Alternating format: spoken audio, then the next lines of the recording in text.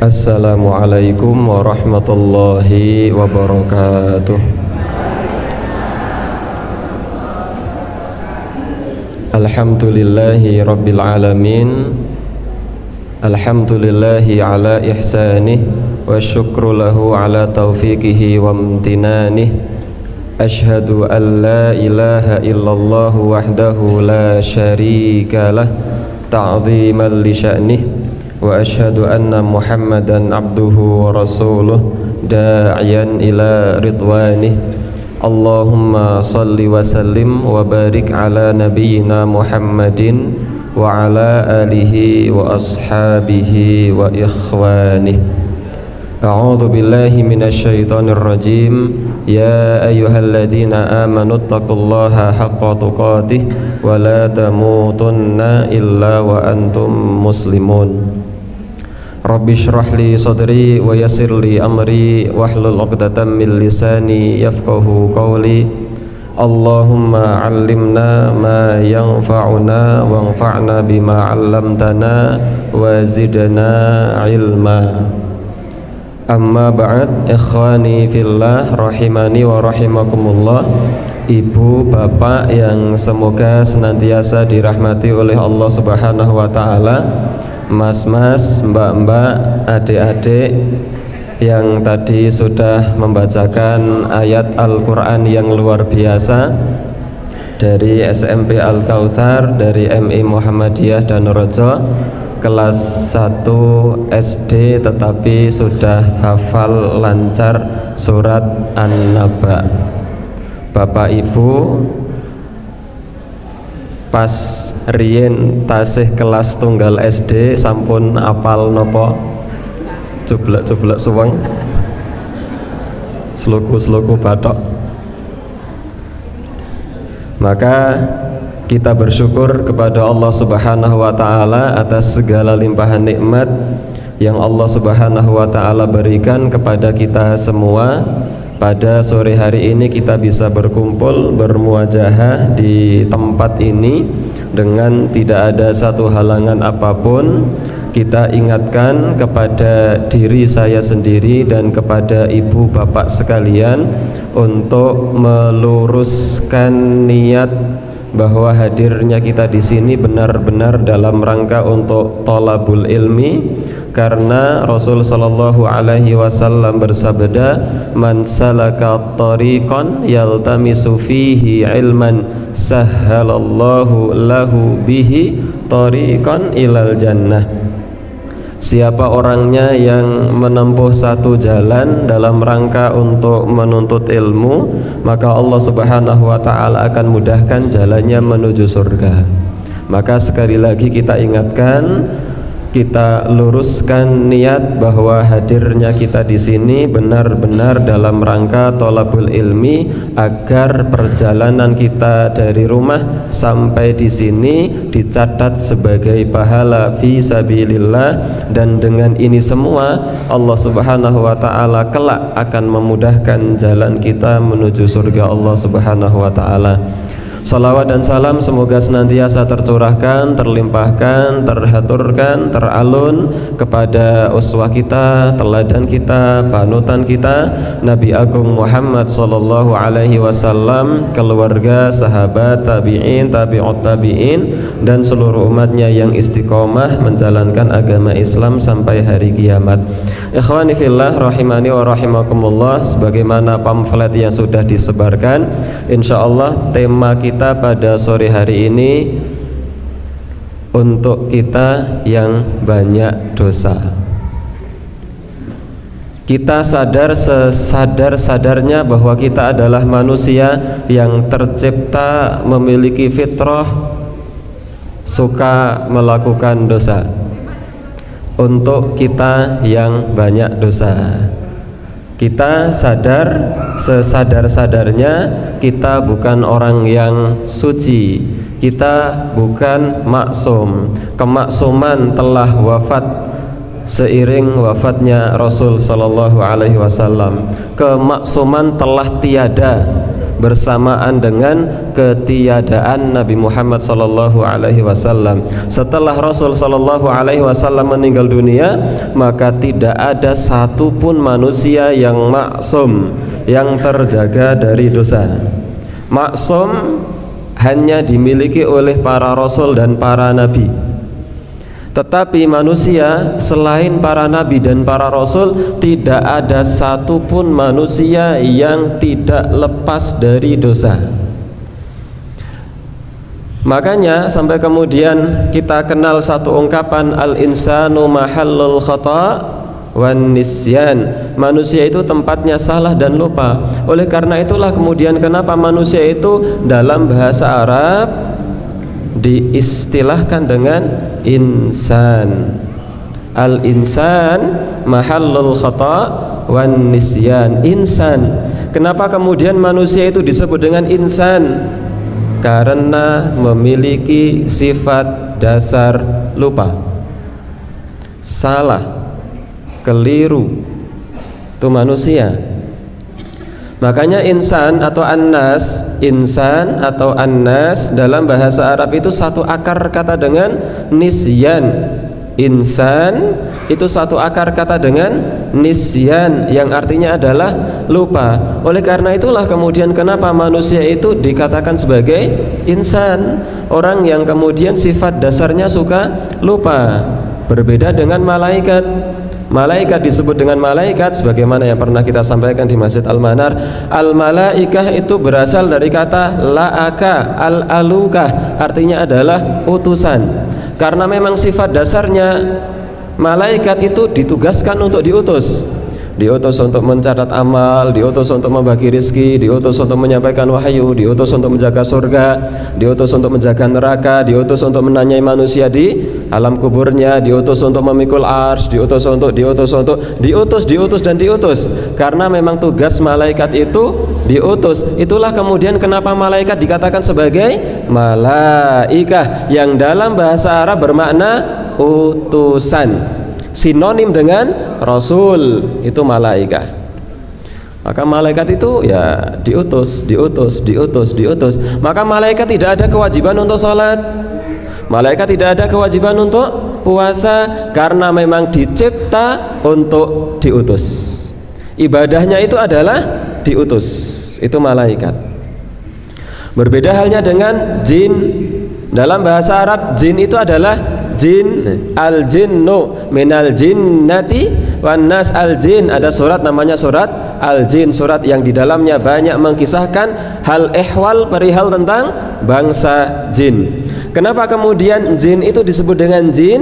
Berasal dari kata janna yajunnu, yang dalam bahasa Arab artinya adalah tertutup. Itu janna yajunnu. Kenapa jin itu tertutup? Karena kenapa jin itu dikatakan sebagai jin tertutup? Karena memang jin itu tertutup dari pandangan mata manusia, hingga tidak ada satupun manusia selain para rasul yang bisa melihat jin dalam wujud asli. Karena jin itu janna yajunnu, tertutup. Maka bayi dalam kandungan itu disebut dengan janin. Itu satu akar kata dengan janna yajunnu, karena dia masih tertutup oleh rahim. Orang gila dalam bahasa Arab niku napa bahasa Arabe? Majnun, berasal dari kata janna yajunnu, majnun, karena akalnya tertutup. Maka jin disebut dengan jin karena dia tertutup dari pandangan mata manusia. Putih niki jine, amboten ketok. Tertutup dari pandangan mata manusia, maka disebut dengan jin. Berbeda lagi dengan hewan. Hewan wonten bahasa Arab niku dipun wastani hayawan. Hayawan niku satu akar kata dengan kata hayatun, ingkang artosipun niku napa? Hidup. Niku hayawan. Kenging napa kok hayawan? Hewan niku dipun wastani hayawan. Kenapa kemudian hewan itu dikatakan sebagai hewan? Karena makhluk yang penting hidup. Tidak perlu berpikir, tidak perlu merasa, tidak perlu ibadah, tidak perlu diberikan beban taklif. Tidak. yang penting hidup, maka disebut dengan hayawan hidup. Maka nama-nama makhluk yang Allah Subhanahu wa ta'ala ciptakan itu sudah berdasarkan karakteristiknya masing-masing. Tumbuhan dalam bahasa Arab itu apa? Bahasa Arabnya tumbuhan nabat. Kenapa nabat? Berasal dari kata nabata yanbutu yang artinya tumbuh. Karena tumbuhan itu sing penting tumbuh, maka disebut dengan nabat, tumbuhan. Nah, makhluk yang Allah Subhanahu wa ta'ala ciptakan itu sudah namanya sudah berdasarkan karakteristiknya masing-masing. Maka manusia dalam bahasa Arab disebut dengan insan atau nis atau annas, itu karena satu akar kata dengan nisyan, yaitu manusia yang memiliki sifat dasar lupa. Oleh karena itu kita yang kemudian kita adalah insan, yang kemudian kita adalah nisyan, maka dengan sesadar-sadarnya kita akui kita ini banyak dosa. Cobi ibu bapak sak menika kula panjenengan penggalih awit wau ibu bapak wungu saking sare dugi sakniki jam gangsal kirang seprapat niki sampun ngelampahi tumindak dosa napa dereng? Dosa kecilnya atau dosa besarnya, dosa mata, dosa tangan, dosa lisan, dosa telinga, dosa tangan, dosa kaki, dosa kepala, dosa wajah, dosa yang sembunyi-sembunyi, dosa yang terang-terangan, dosa yang bareng-bareng, dosa yang sendirian, dosa yang sengaja, dosa yang tidak sengaja, entah 1, 2, 3 atau mungkin banyak, kita banyak dosa. Maka Rasul Shallallahu Alaihi Wasallam memberikan wanti-wanti untuk kita yang banyak dosa. Kata Nabi Shallallahu Alaihi Wasallam yang diriwayatkan dalam riwayat yang sahih, disebutkan oleh Imam Ibnu Hajar Al Asqalani dalam kitabnya Bulughul Maram, kemudian disyarah oleh Syekh Abdurrahman Al Bassam dalam kitabnya Tawdihul Ahkam. Rasul Shallallahu Alaihi Wasallam bersabda, kullu bani adama khata, setiap anak Adam itu banyak dosa. Ndak hanya dosa, tapi banyak dosa. Kalau kemudian dosa sekali itu namanya khati, tapi ini khata sighatul mubalaghah dari kata khati, bentuk banyak dari dosa. Maka Rasul yang bersabda setiap Bani Adam itu banyak dosa, kita semua. Tidak ada manusia yang tidak punya dosa kecuali para nabi. Nah, Nabi kemudian memberikan kabar gembira bagi kita yang banyak dosa. Apa kata Nabi? Wa khairul khatta'ina at-tawwabuna, dan sebaik-baik orang yang memiliki banyak sekali dosa adalah orang yang banyak taubat, banyak istighfar. Rasul Shallallahu Alaihi Wasallam tidak pernah bersabda bahwa sebaik-baik orang itu adalah orang yang tidak punya dosa. Tidak. Allah Subhanahu wa ta'ala tidak pernah berfirman bahwasanya orang yang paling baik itu adalah orang yang tidak pernah berdosa. Tidak. Tapi Rasul Shallallahu Alaihi Wasallam menjelaskan bahwa orang yang paling baik itu adalah orang yang ketika dia banyak salah, banyak dosa, dia juga banyak bertaubat, beristighfar.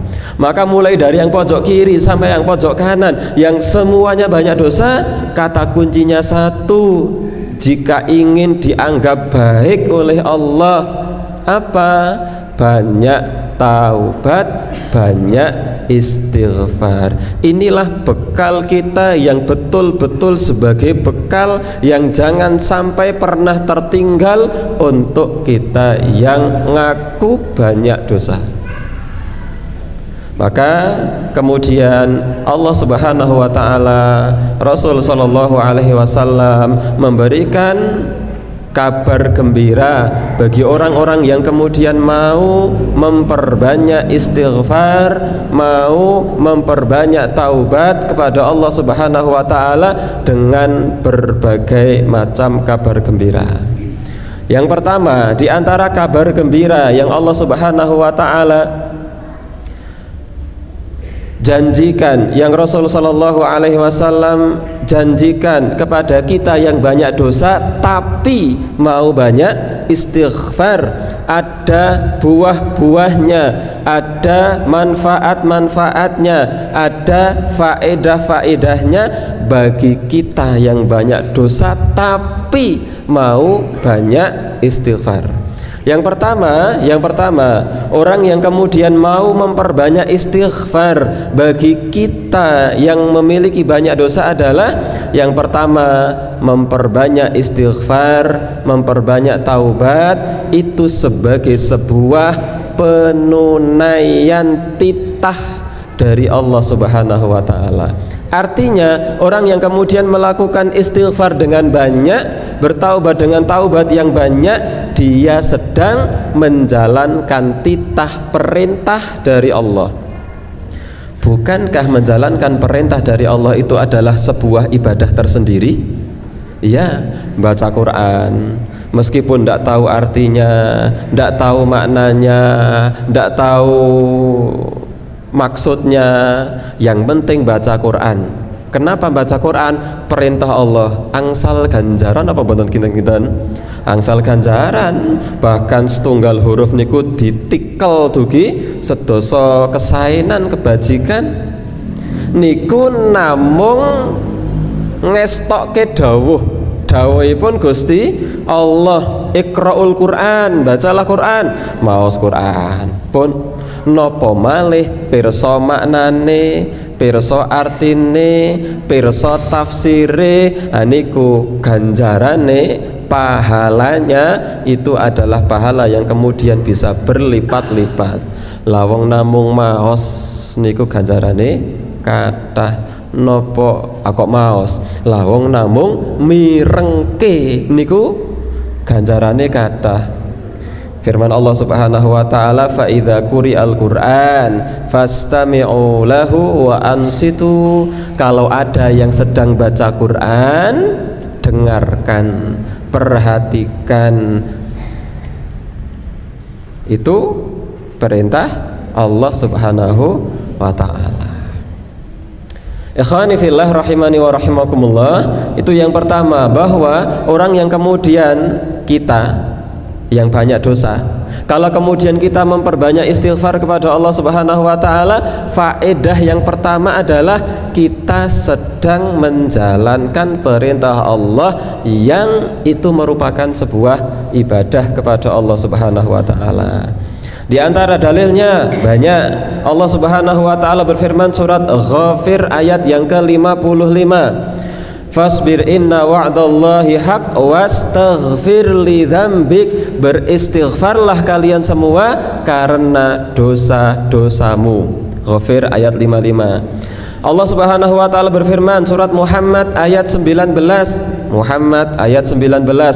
Fa'lam annahu la ilaha illallah wastaghfir li dzambika wastaghfir li dzambika. Mohon ampunlah atas dosa-dosamu.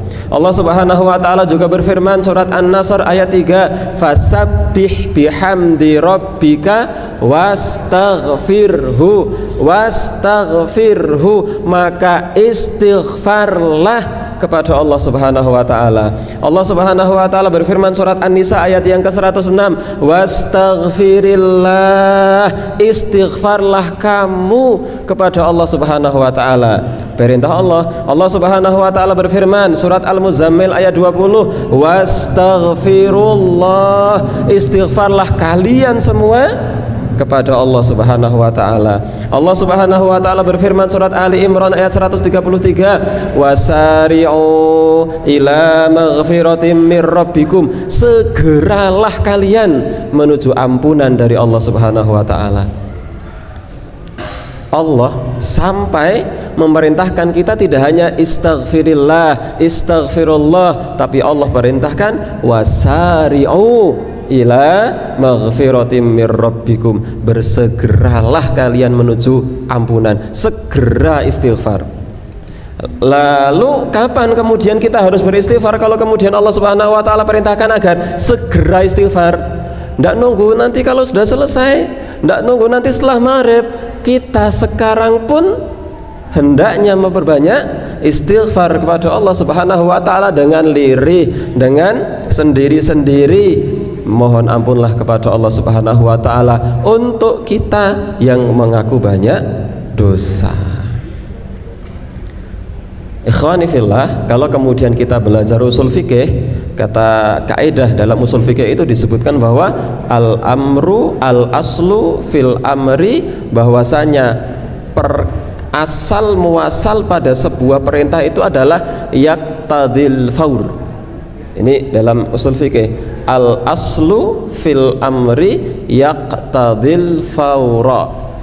Asal muasal pada sebuah perintah, hukum asal perintah itu harusnya dilakukan segera. Kalau Allah Subhanahu wa taala sudah perintah, pada asalnya segera harus dilakukan. Kalau Allah Subhanahu wa taala perintahkan wastaghfirullah, istighfarlah kalian semua kepada Allah, hakikatnya segeralah untuk istighfar. Tetapi Allah Subhanahu wa taala tidak cukup mengatakan wastaghfirullah. Allah Subhanahu wa taala masih menambahi dengan kalimat wasari'u, segera.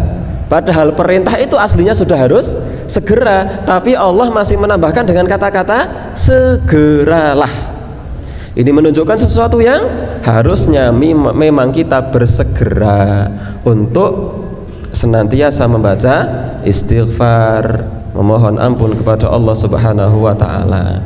Allah Subhanahu wa taala juga berfirman dalam Al-Qur'an surat Al-Maidah ayat 74, afala yatubuna ilallahi wa yastaghfirunah, mengapa mereka tidak bertaubat kepada Allah dan mengapa mereka tidak istighfar? Kalau memang mereka ngaku banyak dosa, kenapa mereka menunda istighfar? Kenapa mereka tidak memperbanyak istighfar kalau ngaku banyak dosa? Allah Subhanahu wa taala juga berfirman dalam Al-Qur'an surat Al-Baqarah ayat 199, "Tsumma afidu min haitsu afadhan nas wastaghfirullah." Istighfarlah kalian semua kepada Allah Subhanahu wa taala. Dan banyak ayat, bertebaran ayat dalam Al-Qur'an, dalam As-Sunnah yang memerintahkan kita untuk istighfar.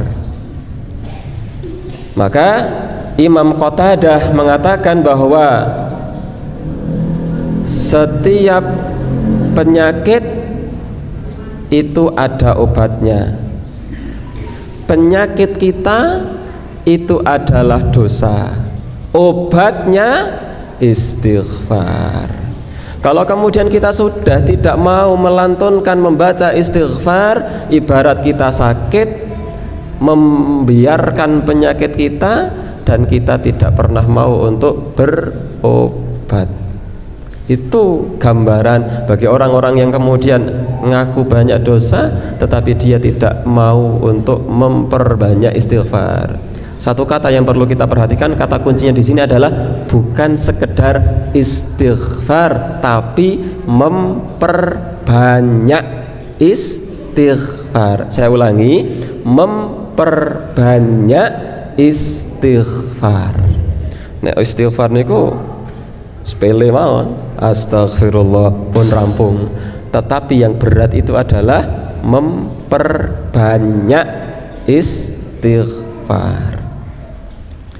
Yang kedua, orang-orang yang kemudian ngaku banyak dosa dan kemudian dia mau memperbanyak istighfar kepada Allah Subhanahu wa taala, Allah dan Rasul Shallallahu Alaihi Wasallam menjanjikan orang yang mau memperbanyak istighfar adalah orang yang kelak akan diberikan rizki oleh Allah Subhanahu Wa Taala. Perhatikan, diberikan rizki, bukan diberikan harta benda, bukan diberikan dunia, tapi janji Allah akan diberikan rizki. Orang yang tidak pernah kemudian istighfar, hartanya bisa saja banyak, uangnya bisa saja banyak, tapi masalah rizki belum tentu. Allah Subhanahu wa ta'ala menjanjikan bahwa orang yang memperbanyak istighfar akan diberikan rizki oleh Allah Subhanahu wa ta'ala. Rasul sallallahu alaihi wasallam bersabda dalam hadis yang diriwayatkan oleh Imam Ahmad, disahihkan oleh Syekh Ahmad Syakir. Kata Rasul sallallahu alaihi wasallam begini, man aktsaral istighfara, siapa orangnya yang memperbanyak istighfar, ja'alallahu lahu min kulli dhikim makhraja, maka Allah Subhanahu wa ta'ala akan menjadikan jalan keluar dari setiap kesempitan yang menderanya. Wa min kulli hammin faraja, Allah Subhanahu wa ta'ala akan lapangkan dia dari kesedihan yang melanda. Wa razaqahu min haitsu la yahtasib, dan Allah Subhanahu wa ta'ala akan memberikan rizki dari arah yang tidak disangka-sangka. Ingat, janji Allah, janji Rasul adalah Allah akan memberikan rizki dari arah yang tidak disangka-sangka. Dan jangan salah diartikan dan jangan disalah artikan bahwa rizki itu selalunya harus berupa uang. Anda, uang itu memang salah satu bagian dari rizki, tetapi rizki tidak selalunya harus berbentuk uang. Teman yang nyaman, tempat yang nyaman, teman yang perhatian, anak yang solih-solihah, yang sudah hafal juz 30 itu rizki yang tidak semua orang diberikan itu oleh Allah Subhanahu wa ta'ala. Itu sebuah rizki. Kesehatan, kesempatan, bisa menghadiri kajian ilmu, itu juga merupakan bagian dari rizki. Memiliki tetangga yang baik hati, memiliki suami yang baik, tanggung jawab, memiliki istri yang baik, yang tidak banyak mengeluh, mboten kakean sambat, niku termasuk rizki. Andai kemudian pun sambat itu wajar kalau sekali dua kali, asalkan mboten setiap hari, itu rizki dari Allah Subhanahu wa ta'ala. Betapa banyak kemudian orang yang menginginkan anak sampai hari ini belum dikaruniai anak. Betapa banyak orang yang sudah dikaruniai anak, anake angel datur. Betapa banyak orang yang kemudian sudah punya anak, gampang diatur, tetapi kemudian onten mawon masalah kalih tonggo. Maka kemudian Allah Subhanahu wa ta'ala menjanjikan orang yang memperbanyak istighfar, Allah Subhanahu wa ta'ala akan berikan dia rizki secara makna yang luas dari arah yang tidak disangka-sangka. Yang ketiga, kita persingkat, orang yang ngaku banyak dosa, yang kemudian dia mengiringinya dengan banyak istighfar, maka ada jaminan dari Allah, dari Rasul, orang itu kelak akan masuk ke dalam surga meskipun dosanya banyak. Yang penting mau memperbanyak istighfar. Kalau kemudian kita betul-betul menghindar dari dosa, sinten ingkang saged? Siapa yang kemudian di sini bisa terhindar dari dosa? Ndak ada. Pagi hari ternyata nopo anak rada angel digugah, nesu pun boten sabar. Keluar dari rumah, tonggone gadah pit anyar, kae gaweane kaya ngono, pite iso anyar, apa ngingu babi ngepet. Koyon-koyone bojone ya ora tau njaga lilin ke. Dan seterusnya. Ngaji ngenten iki niat mencari ilmu, tetapi ada niatan-niatan yang lain. Keluar dari rumahnya, biar keluar dari rumah niku ngentosi napa? Ngentosi tangga teparo wonten ngajeng griya, men ditakoni njur men saged jawab. Kusik durung ana wong kusik.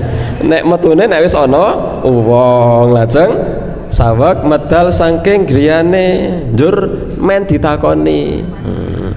Badhe teng pundi, Bu? Kala-kala ngaos. Wah, jenengan niku jan apian. Ha nggih, kula. Niku wong kadang pun dugi ngaji ngeten niki nggih rada-rada enten dosane. Ngaji ra rampung-rampung. Sinten kula panjenengan sing saged lepas dari dosa mboten enten, dan itu memang sifat dasar manusia. Maka Rasul itu kalau orang yang ingin masuk surga syaratnya tidak harus tidak punya dosa. Kalau orang kok syarat masuk surga tidak punya dosa, mboten enten sing saged mlebet swarga kecuali para rasul. Tapi syaratnya bagi kita yang ngaku banyak dosa, pokoknya banyak-banyak istighfar. Maka para ulama sampai kemudian mengatakan, kalau kita belajar akidah, la kabirata ma'astighfar. Tidak ada itu yang namanya dosa besar, itu tidak ada kalau senantiasa memperbanyak istighfar. Itu kata para ulama, la kabirota ma'astighfar. Tidak ada yang namanya dosa besar kalau dosa itu selalu diiringi dengan istighfar. Dan wala saghirata ma'astikrar, ma'israr, dan tidak ada dosa kecil kalau kok dosa kecil itu dilakukan secara terus menerus. Maka syarat masuk surga itu tidak harus nggak punya dosa. Tidak ada yang nggak punya dosa. Mbok kiai sing paling top-tope kiai niku mesti punya dosa, meskipun sekali, dua kali, tiga kali, empat kali, lima kali, atau mungkin banyak kali, tetapi kemudian diiringi senantiasa dengan taubat. Kata kuncinya itu cuma satu, taubat. Lah wong kula panjenengan teng mriki niku potensi banyak dosane niku sinten? Sing paling potensi banyak dosane niku sinten? Kula. Sing potensi paling kathah dosane iku sak niki niku kula. Jenengan gari mirengke kula niku nek mboten ikhlas niku jan ngenten niki men karo to sapa sing pinter hayo. Sapa cal. Sing nang ngarep sapa. Niku nek mboten ikhlas niku jan godaane niku kathah tenan. Godaane niku kathah tenan. Oleh karena itu betul-betul kita dianjurkan untuk aktsaral istighfar, memperbanyak istighfar.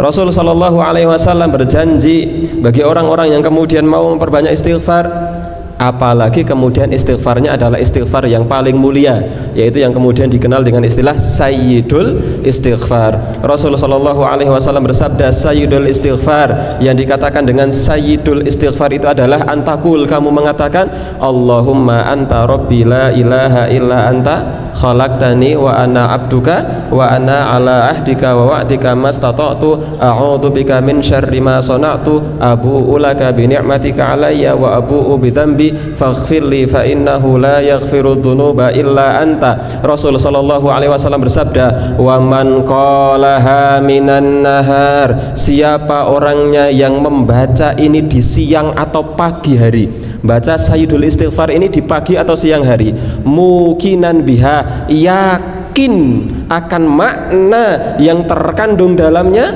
maka kalau ibu bapak baca itu coba sesekali dipelajari maknanya, isinya, artinya. Siapa orangnya yang membaca itu di pagi hari atau siang hari, yakin dengan maknanya, famata min yaumihi, dia meninggal dunia di hari itu qabla an yumsiya, sebelum waktu sore dia meninggal, fahuwa min ahlil jannah, maka dia adalah ahlul jannah, masuk surga pasti. Wa man qalaha minal lail, siapa orangnya yang membaca sayyidul istighfar di malam hari atau sore hari, wa huwa muqinun biha, dan dia yakin akan kandungan maknanya, fama taqabla ayyus biha, dia meninggal dunia sebelum waktu pagi, di malam harinya dia meninggal dunia, fahuwa min ahlil jannah, maka dia termasuk penduduk surga. Hadis sahih diriwayatkan oleh Imam Al-Bukhari dalam kitabnya Sahih Bukhari. Hadis Nabi Rasulullah Shallallahu Alaihi Wasallam berjanji, siapa yang kemudian mau beristighfar, apalagi kok istighfarnya itu sayyidul istighfar, yakin dengan kandungan maknanya, dia meninggal di sore hari atau siang hari sementara dia pagi harinya membaca, atau dia meninggal di malam hari sementara sorenya dia membaca itu, fahuwa min ahlil jannah, maka dia termasuk penduduk surga. Maka ibu bapak, sayyidul istighfar kita hafal semua, maka coba kemudian di rumah bapak ibu buka artinya, syukur maknanya, kandungan isinya, fahami, resapi, dan pagi sore bapak ibu baca itu sambil memahami maknanya, maka Allah Subhanahu wa taala lewat lisan Rasul sallallahu alaihi wasallam berjanji, orang itu kalau di siang hari atau malam harinya meninggal dunia, dia termasuk penduduk surga. Maka inilah faedah, manfaat bagi kita yang ngaku dosa tapi kita mau memperbanyak istighfar. Yang keempat, istighfar bagi kita yang ngaku banyak dosa. Nah, ini yang luar biasa, istighfar itu bisa menghapuskan dosa yang kita lakukan. Rasulullah Shallallahu Alaihi Wasallam bersabda dalam hadis yang diriwayatkan oleh Ashabus Sunan. Ashabus Sunan itu adalah para pemilik kitab Sunan, Sunan Abu Dawud, Sunan At-Tirmidzi, Sunan An-Nasai, Sunan Ibnu Majah. Sunan At-Tirmidzi sudah saya sebutkan tadi ya, diriwayatkan oleh Ashabus Sunan, dihasankan oleh Imam At-Tirmidzi. Rasulullah Shallallahu Alaihi Wasallam bersabda, ma min abdin yudnibu dzanban, siapa orangnya yang melakukan satu dosa, fayuhsinut tuhur, dia memperbagus wudu, thumma yakuma, kemudian dia berdiri, fayusalli rakaatain, kemudian dia salat 2 rakaat, thumma yastaghfirillah, kemudian dia memohon ampun, beristighfar kepada Allah, illa ghufira lahu, melainkan Allah akan mengampuni orang tersebut. Rasulullah Shallallahu Alaihi Wasallam bersabda dalam hadis yang diriwayatkan oleh Imam At-Tirmidzi, derajatnya hasan.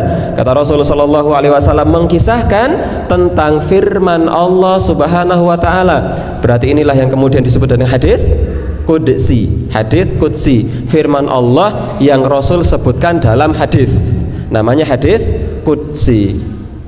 Allah Subhanahu wa taala berfirman, ya bani Adam, wahai bani Adam, maaf, ya bani Adam, wahai bani Adam, lau balaghat dzunubuka ananas sama, andai dosa-dosamu tinggi, saking tingginya, saking banyaknya, sampai setinggi langit.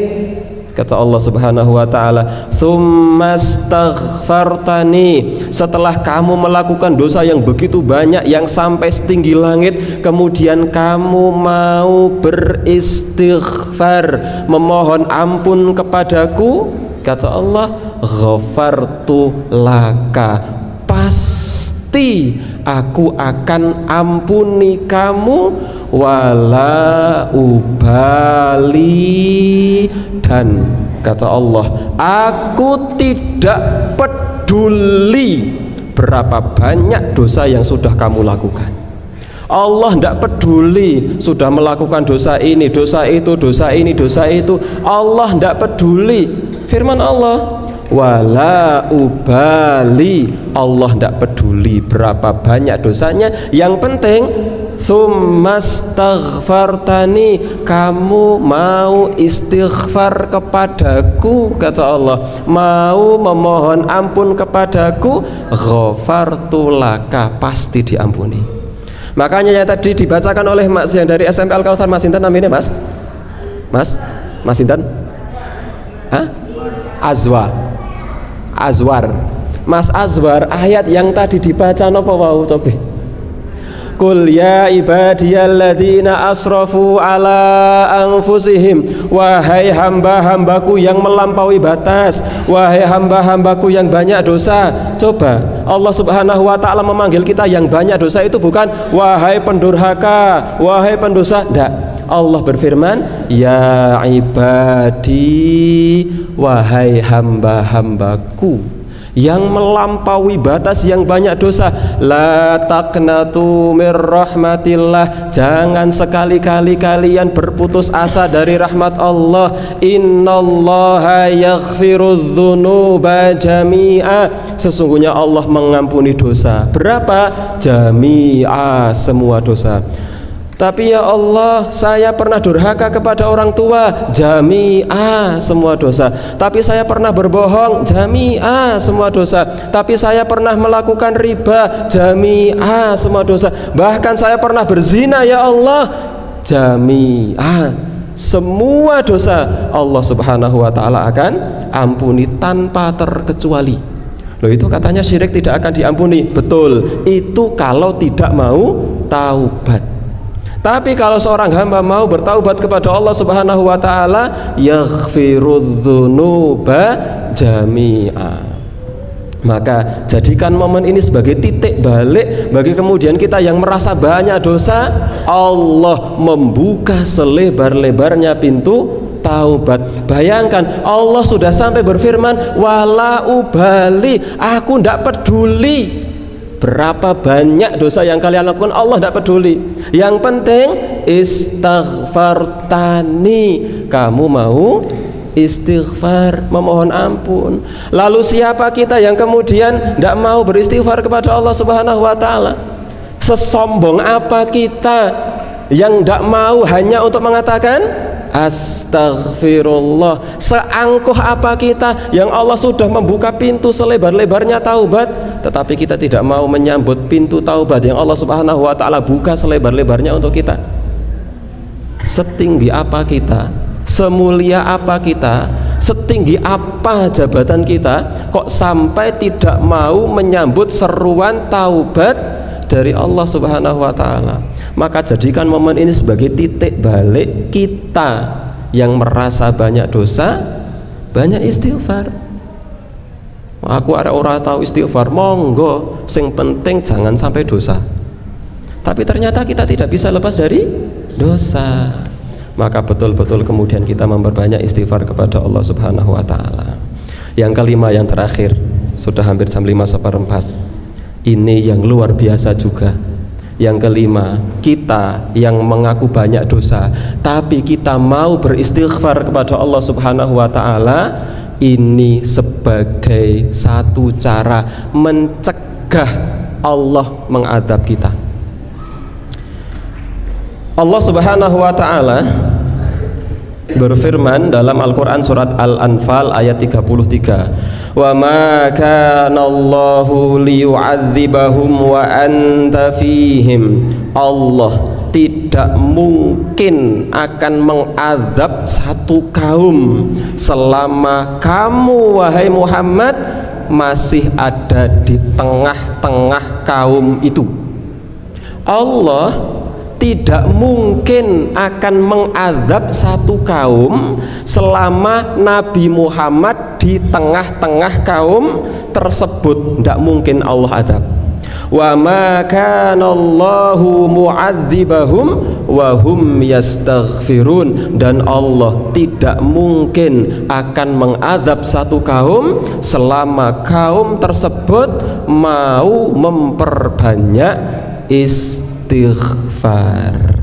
Maka salah seorang sahabat Nabi, kalau saya tidak salah ingat Ibnu Abbas, kalau tidak Ibnu Abbas, Ibnu Mas'ud, saya lupa antara dua sahabat Nabi itu. Kalau tidak Ibnu Abbas, Ibnu Mas'ud pernah mengatakan setelah Rasul Shallallahu Alaihi Wasallam meninggal dunia, dulu, kata beliau, dulu kita punya dua penghalang azab. Sekarang yang satu sudah tidak ada, yaitu Rasulullah Shallallahu Alaihi Wasallam sudah meninggal dunia.